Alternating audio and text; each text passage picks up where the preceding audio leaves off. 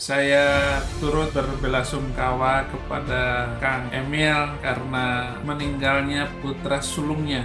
Justru saya takut tetap di Islam karena kalau saya dipocongin, maka saya takut, ngeri dipocongin, diikat. Kalau orang Kristen tuh didandanin.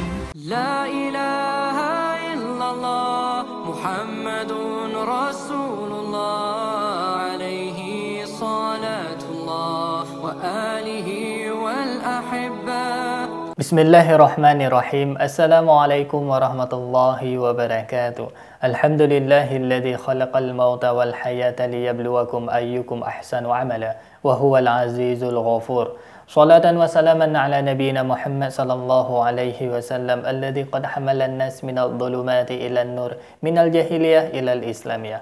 Alhamdulillah sahabat, Allah masih mengizinkan kita untuk berjumpa kembali pada kesempatan yang sangat berbahagia ini. Alhamdulillahirabbil alamin. Tidak bosan-bosannya saya ingatkan kepada para sahabat untuk menonton konten ini sampai dengan tuntas karena konten kita kerap kali membicarakan mengenai akidah dan perbandingan agama. Saya khawatir terjadi kesalahpahaman di kalangan sahabat seandainya menonton sepenggal-penggal atau bagian tertentu saja. Semoga Allah melindungi iman kita dan kita diwafatkan dalam keadaan husnul khotimah. Amin ya rabbal alamin. Terus dukung channel dakwah ini dengan cara klik tombol subscribe, like, komen, dan share. Dengan cara subscribe, dengan cara like, dengan cara share. Sahabat sudah ambil bagian dalam membentengi umat dari pemurtadan. Semoga Allah membalas kebaikan sahabat bagi yang sudah subscribe dengan balasan kebaikan berlipat ganda. Amin ya rabbal alamin.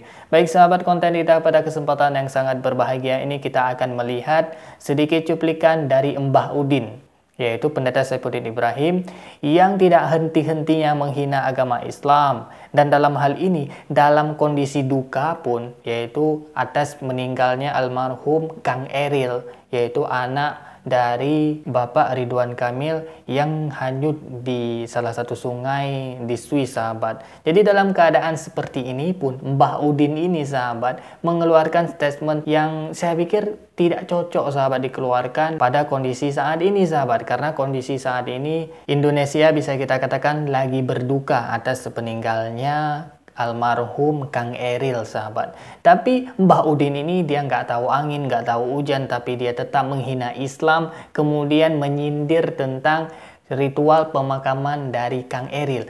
Ini sangat-sangat ya tidak senonoh, sahabat, bisa kita katakan. Apalagi beliau seorang pendeta yang senior. Wow, ini kan agak aneh, sahabat. Nah, bagi pengikut-pengikut Mbah Udin, Anda mulailah berpikir dengan jernih. Apakah Anda rela mengikuti panutan Anda yang demikian, yang tidak tahu empati, yang tidak tahu tata krama dalam berbicara, dan tidak bisa menyesuaikan dengan kondisi? Baik sahabat, tidak perlu berlama-lama, langsung saja kita melihat cuplikan videonya, kemudian kita akan komentari lebih jauh, sahabat, kekeliruan atau ketidakempatinya ya Mbah Udin ini, sahabat. Baik, ini dia cuplikan videonya. Saya turut berbelasungkawa kepada Kang Emil karena meninggalnya putra sulungnya, tapi sudah didapatkan dan segera dikuburkan.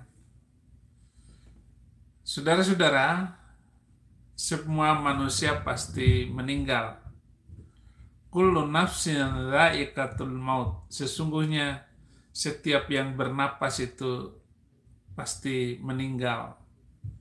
Oleh karena itu, yang tabah dan sabar kepada keluarga yang ditinggalkannya. Bagaimanapun anak sulung adalah anak berkat 2 kali lipat daripada orang tuanya. Dan sering anak sulung ini karena memiliki berkat 2 kali lipat, dikejar-kejar oleh kematian, dikejar-kejar oleh kecelakaan. Sering sekali, saudara-saudara. Maka banyak anak sulung itu yang mati menceng, yang mati berbagai macam keadaannya.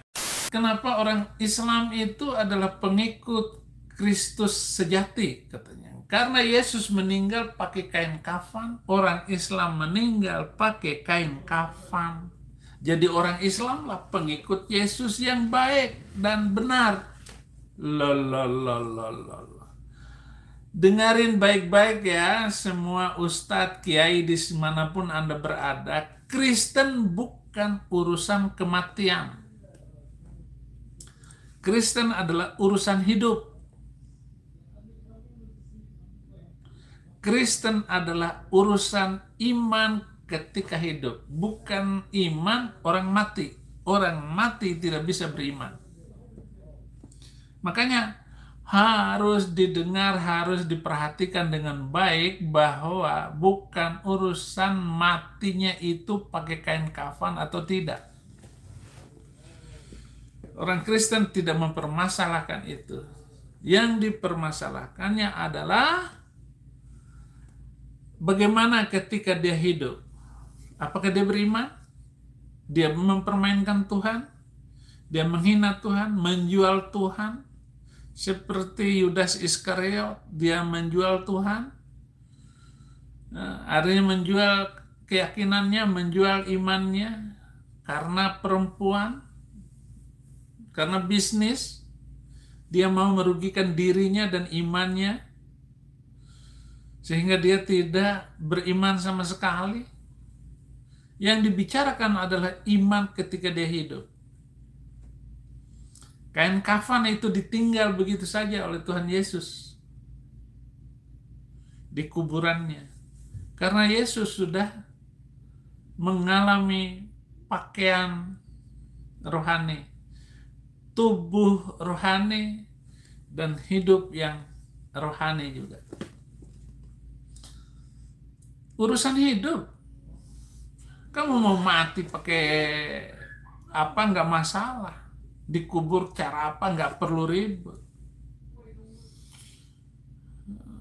Justru saya takut tetap di Islam karena kalau saya dipocongin maka saya takut, ngeri, dipocongin dibawa, diikat gitu.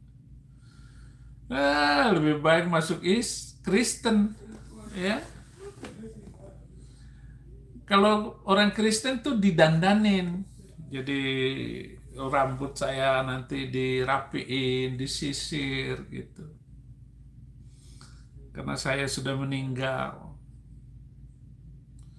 Bahkan orang Kristen kalau meninggal itu pakai dasi. Padahal waktu hidupnya nggak pernah pakai dasi. Dikasih dasi, dibikinin dasi, dikasih jas. Dipakai sepatu, dikasih sepatu, padahal nggak pernah pakai sepatu.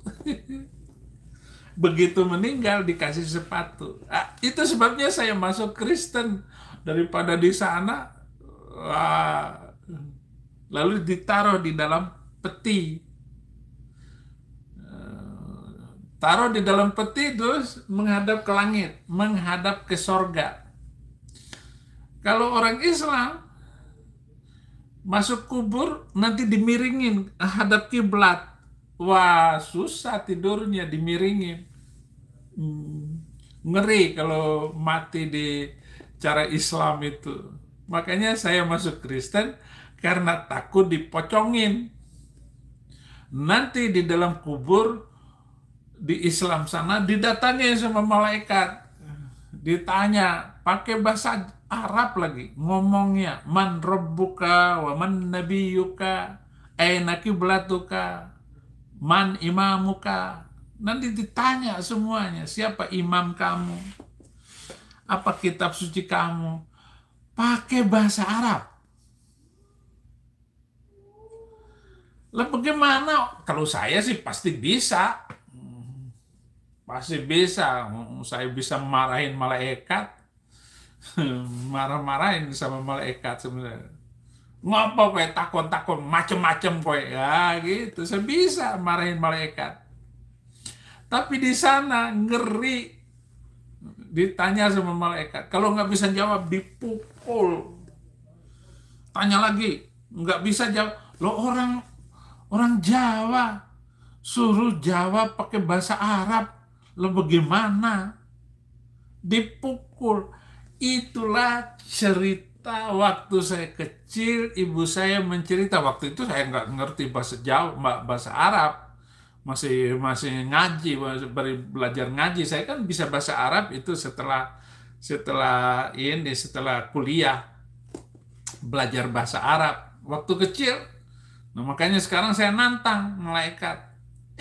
Akhirnya saya benar-benar saya tinggalkan itu Islam karena masalah kain pocong. Baik sahabat, kita sudah mendengarkan ya perkataan atau kata-kata dari Mbah Udin mengenai bela sungkawa, mengenai tragedi ini sahabat. Di awal-awal ya masih bagus sahabat.